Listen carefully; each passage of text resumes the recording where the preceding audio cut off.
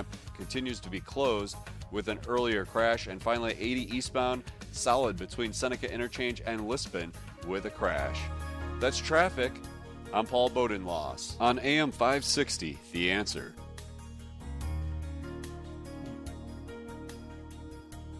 Chicago's Morning Answer continues next. AM 560 Weather Center forecast. Turning cloudy later in the day, warm, breezy this afternoon. We should see some showers and a high of 78. Currently 62. Next news at 9. And Chicago's Morning Answer with Dan and Amy continues next on AM 560, The Answer. From the Matrix Home Solutions studios, this is Chicago's Morning Answer on AM 560, The Answer. Listen to AM 560, The Answer, online at 560theanswer.com, on the AM 560 mobile app, on your Alexa-powered smart speaker, on TuneIn, iHeart, and radio.com. Only the biggest stories, only the biggest guests, and only the biggest opinions. This is AM 560, The Answer. Good morning, Dan and Amy. Tony Fauci was recently asked about the case drops that continue, along with hospitalizations and deaths in Texas, despite the lifting of the mask mandate and the relaxation of the other CDC guidelines. And Fauci took the occasion to just explain his personal mask-wearing policy. Oh, okay. And why it's so important to him, what he thinks it conveys. Take a listen. Don't just stop! Don't come any closer. I need a 6-foot perimeter here. How could you be so reckless? I always wear a mask in my car because my grandfather fought in World War II and I'm trying to be just as brave. Oh my God, where did you? I think it takes a courageous individual to boldly wear a mask while they're in their car by themselves. It's a pretty rare trait. We're like the Navy SEALs of the roadways. We're pretty elite. That's why you don't see very many of us. But you do see some of us. Wearing my mask while I'm by myself in my car basically says, I might have COVID, and if I do, I don't want to catch it from myself. Because when I'm in my car, I'm within 6 feet of myself. So technically, I'm breaking social distancing rules, and I don't feel good about it. When people see me drive by in my mask, I know what they're thinking. Thank you for your service to our country. And you know what, people? You're welcome. They're definitely also thinking, he's an inspiration, that's a powerful virtue signal, and he's probably really well versed on the latest virus knowledge. He's really concerned about variants, too. I mean, Tony Fauci is slightly less facetious than that guy. Slightly, at least a facetious figure. Tony Fauci's serious. Awake with JP, who's done a bunch of videos on a range of topics. Yeah, he's good. Yes, he's being parodical. So that's where we're at, as Tony Fauci can't quite explain to the dullards at Morning Joe why it is that the apocalypse has not been visited upon Texans since they lift the mask mandate, why it is that Florida has performed so much better than most of the rest of the country when it comes to managing their senior population, when it comes to hospitalizations and case fatality rates, and certainly when it comes to the vaccinations, and when it comes to the balance between lives versus lives. Lives COVID, lives deaths of despair, and not getting the medical procedures that you would otherwise be getting if you weren't fear-addled and so forth. Our next guest is Dr. Pete Breggin. He is a Harvard-trained psychiatrist, former consultant at NIMH, and author of the soon-to-be-released COVID-19 and the Global Predators, We Are the Prey. Dr. Breggin, thanks for joining us. Appreciate it. Thank you very much. There's some breaking news, if I may share it here. I haven't talked about it yet in the media. Please. About Fauci. Sure. That was an amazing little bit. That really was. You had me going for a minute too. But Now, in 2014, President Obama said no more of this making, especially pathogenic viruses in the lab. No more taking the coronaviruses out of bats and making them into gain-of-function viruses, what a euphemism for viruses that can kill people. And when Trump, they then paid no attention to Fauci, to Obama, which the press did not get in the new release. And they went ahead and they kept on doing it and doing it with China.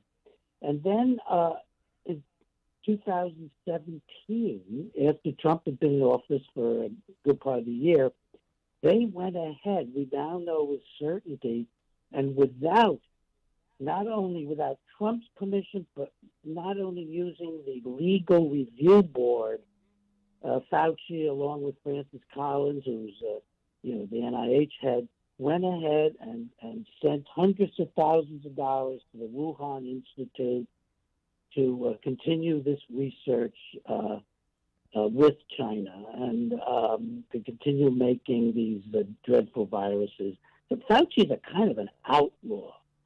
I mean, he literally betrayed the federal government. He went against the regulations of the federal government. He went against Obama's letter on White House stationery saying we have to stop this gain-of-function research. And they went ahead and did it without a designated review board for gain-of-function research. It's like these men are so desperate. They were so desperate to produce these viruses in China's labs that they literally betrayed the president, the government, humanity. Why? Yeah, why, what's the reason? Why were they so desperate? Well, in our book, we talk about the global predators. And when I started to track down Fauci and then his relationship, he's on the board of Bill Gates, on his vaccine board, and then tracing them through the World Health Organization and China's relationship with the World Health Organization, you find out that over now a couple of decades, there has developed a group of globalists who actually are not patriotic. They don't care about the United States. They want open borders to flood the United States. They're very angry about Trump standing up to China. And the reason is, and I tracked them all on this, I tracked the top, all but one of the top billionaires, all the top corporations. They all have big investments in China. And they end up just like we see the baseball doing right now, attacking America, attacking Georgia, but then wanting to get franchises in China and praising China and smiling with the Chinese officials when they have slave labor and the most violent dictatorship in the world. So it's investments in China, and I think it's an underlying hatred that we've raised a couple of generations with of America and of American democracy. And there's no doubt that the people who are creating this whole new concept of a capitalism modified by progressivism, which is actually just a predatory phenomenon. You can call it predatory progressivism, you can call it predatory capitalism, that these people see America as standing in the way with their global efforts. Speaking of China, the World Health Organization, which is more or less a Chinese-owned subsidiary, it would seem, at least in operation, they said yesterday they would not like to see the vaccination passport as a requirement for entry or exit because, this is fascinating, What? They're not certain at this stage that the vaccine prevents transmission, number one. Number two, there are other questions, equity questions, that would have to be answered as well. And this is consistent with Tony Fauci saying earlier in the week that the federal government won't be in the vaccine passport business. That might be something that corporations do or it's done at the state or local level, but the federal government won't be doing it. So on the one hand, they want to continue to perpetuate their position of power by saying things like the vaccine may not prevent transmission, so, you have to continue to have these social distancing orders in place and so on and so forth. and it's a shakedown opportunity for the WHO to transfer wealth from the United States elsewhere. But number two, they look like rather than wearing the jacket for or trying to avoid wearing the jacket for lockdowns, as they did when they opposed lockdowns publicly, the special envoy to the WHO opposed lockdowns publicly. Same thing they're doing with the vaccine passports.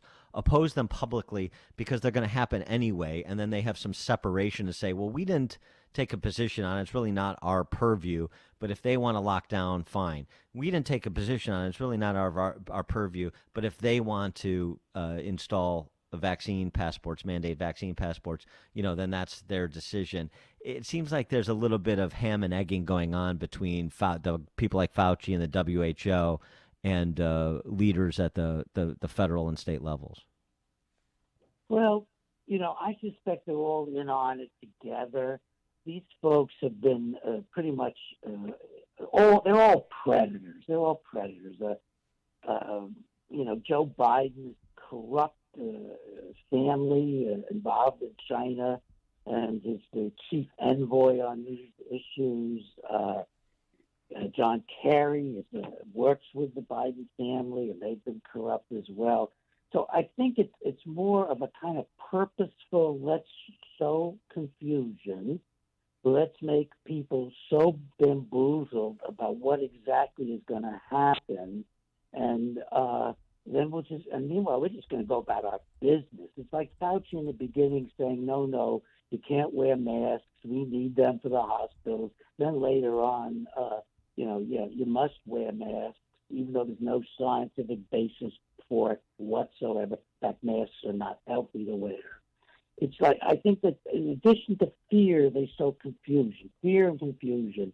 And the goal, the fact that they are mentioning it, maybe private industry can do these passports, which would be totally, I think, against our Constitution in this country. That's just opening the way for the industry and the billionaires to continue dominating the world, which is what these people are about. And they really are globalists, and they really do want to predate. But I want to emphasize something that most people don't know, which is they do see America as their enemy. So if you look at Klaus Schwab and his World Economic Forum, Yeah, that's right. If you look at him and you read page 111 of his book, he actually comes out and says we can't have globalism if we have a patriotic democracy in the way. That's America. We're a democratic republic and very patriotic, much more so than other Western nations nowadays, I believe. And because if you have that, then the people are going to vote for their own country's well-being. And they're not going to allow the predators to let China run rampant and steal all the industry. And they're not going to let the predators break down the borders so that American workers have to compete with people in Honduras and China and Africa. They want to open up everything so that instead of capitalism, what you're going to have is just a wild. We all descend on humanity, and we each have our own fiefdoms, and we each have our own quote stakeholders. And this is very, very consistent. The one thing I found among all these people, whether it's Bill Gates and Bezos and Buffett, or whether it's the top corporations, they're all anti-Trump. They all want open borders. They all were defending China. They were holding conferences during Trump's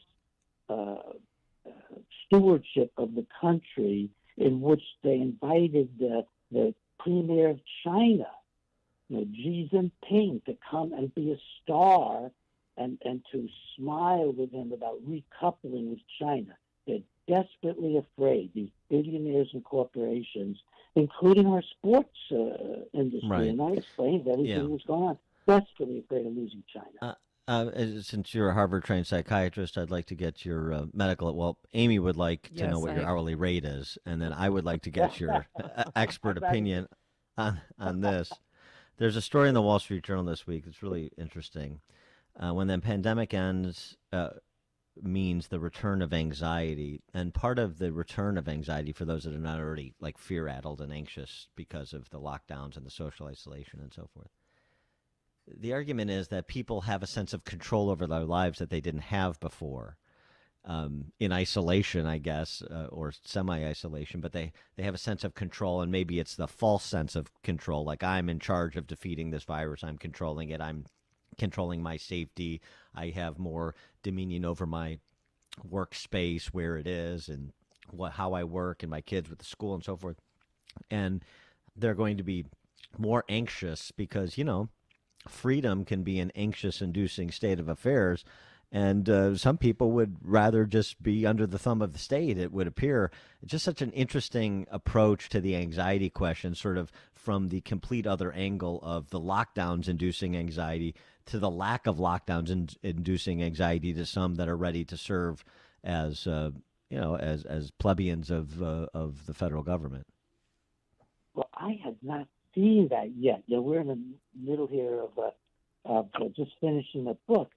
But this is the argument that was made for slavery. The argument was these folks are happier if they're docile, if they're under control, if they're told what to do. This is the argument that's made for slavery.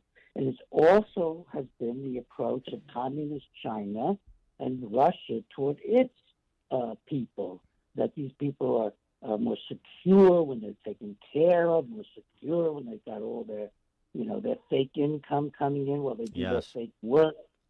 So, I mean, this is stunning, and I'm going to look it up, and I'm glad to see you're ahead of me on this one. And absolutely, this is slavery. This is the old argument. It's the same argument my colleagues in psychiatry use for involuntary treatment. Oh, they'll feel more secure, locked up in the hospital. It's deciding for other people what they need, and gee whiz, it always comes out that it's actually what you as the boss need. Yeah, absolutely. First they tell you to wear a mask, and they tell you what kind of mask you can wear. It's got to be multi-layered. It can't be a gaiter. I mean, it's and just how many ridiculous. masks And how many? Yep. Well, and for these people want top-down government, and they want the predatory capitalists with a veneer of progressivism. This is really what it is. To just take things over. And I think we need to face this now. It's taken me years to say, free enterprise is not free anymore. What's happening on a worldwide level is not free enterprise versus communism. It's a whole bunch of predators against us. And we have to relook at how do we make these capitalist predators, like the Amazon and so on, and the people who put Trump out of business from his Twitter. We have to say, well, this is once you get that big, it's not freedom anymore. You are now in a position to dominate. So I used to be I went from a child progressive to a libertarian, and then realizing that freedom doesn't work if somebody is a million times bigger than you and can outlast you and abuse you and control you. And that's what these big corporations are now. He is Dr. Peter Breggin. He's a Harvard-trained psychiatrist, former consultant at NIMH, and author of the soon-to-be-released COVID-19 and the Global Predators, We Are the Prey.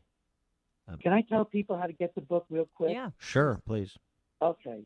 Well, go to wearetheprey.com, wearetheprey.com, and you can buy the book pre-publication at a very low price. But I've done something, me and my wife are co-authors, that I've never seen any author do before. The minute you push in the button that buys the book at the cut rate, in your mailbox, you're going to get the working manuscript, including the one that hasn't been fully copy edited yet. You're going to get a 400-page manuscript with over 800 references describing all the issues I'm talking about in huge detail, because we want to get the word out. So you can get the book essentially right now, but then the real book, finally edited and everything, will come to you in a month. If you can go to wearethepredators.com. All right, wearethepredators.com. Wearethepredators.com. All right, Dr. Breggin, thanks so much for joining us. Good luck with the book. Yeah, thank you. Good show. Thank you. And he joined us on our turnkey.pro answer line. The stories you need to know to start your day. This is Chicago's Morning Answer on AM 560. The Answer. This is attorney Stephen Leahy. This isn't the first crisis we faced together. Back in 2008, business professionals in trouble sought help from bankruptcy attorneys, loan modification attorneys, foreclosure defense attorneys,